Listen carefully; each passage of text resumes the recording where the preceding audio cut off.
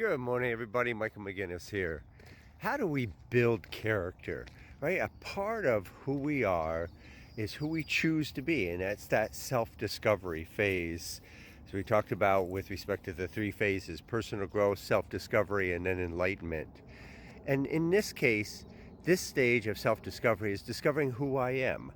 And part of that is really, what do I stand for? What do I choose to believe? Who am I? Who do I want to be in this world? And there was a great story of somebody who really shared the epitome of this development of character, and that is Benjamin Franklin. And you could read Benjamin Franklin, American Life, or listen to it. And it's a story of somebody who had an avid interest in his own growth. And he had what was called these 13 virtues. He had taken time to discover who he wanted to be. And that was defined as 13 virtues. In these virtues that he basically defined, he listed them on a sheet of paper.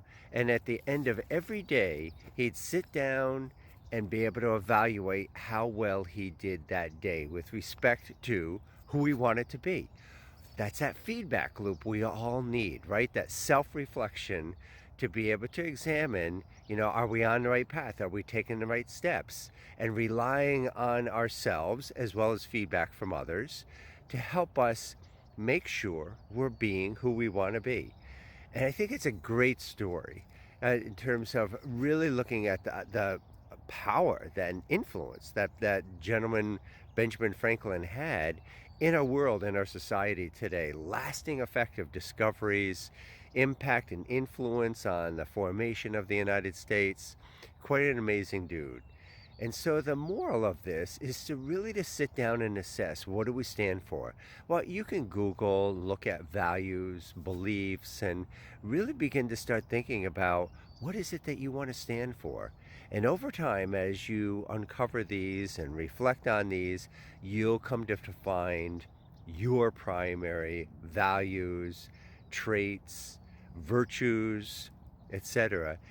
But then it's important that you don't just define them, that you put them in place, describe what that'll look like in terms of how am I going to behave with that, and then a feedback loop in terms of self-reflection and examination, how you did.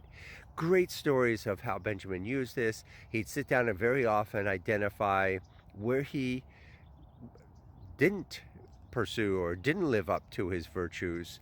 And then as a result, the following day, he'd go and apologize or discuss this with somebody else that he had impacted or negatively influenced or didn't act in the way he did. No wonder he had the respect and influence he did. That's character.